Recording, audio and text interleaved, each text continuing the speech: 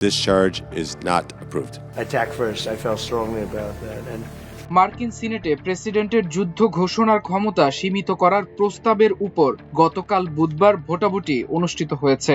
ভোটে মার্কিন সিনেটের বেশিরভাগ সদস্য প্রেসিডেন্ট ডোনাল্ড ট্রাম্পের ইরান অভিযানের পক্ষে সমর্থন জানিয়েছেন।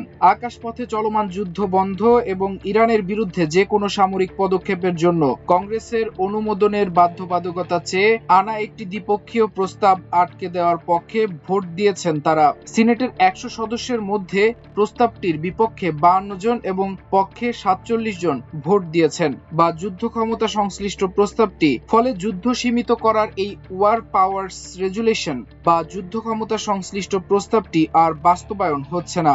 যদি প্রস্তাবটি পাশ হতো তাহলে কংগ্রেসের অনুমোদন ছাড়া ইরানে চলমান যুদ্ধ থেকে মার্কিন বাহিনীকে সরিয়ে নিতে হতো। তবে এর আগেও এ ধরনের পদক্ষেপ নেওয়া হয়েছিল, তাও ব্যর্থ হয়েছে।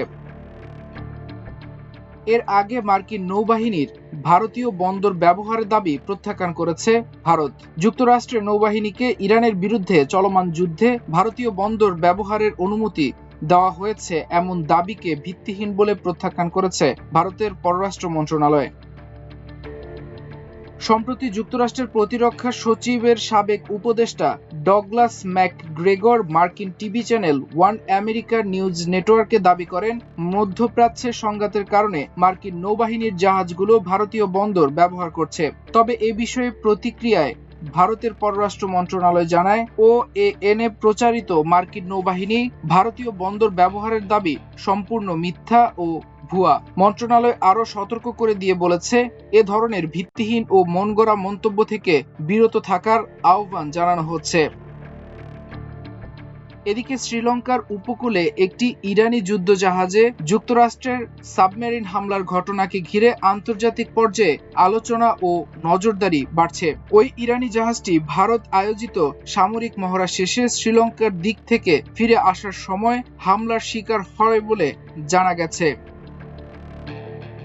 গত শনিবার থেকে শুরু হওয়া হামলায় কৌশলগতভাবে অত্যন্ত গুরুত্বপূর্ণ হরমুজ প্রণালীতে জ্বালানি তেলের ট্যাঙ্কার চলাচল 90% কমে গেছে। জ্বালানির বাজার পর্যবেক্ষণ ও গবেষণা প্রতিষ্ঠান কেপেলার এ তথ্য নিশ্চিত করেছে।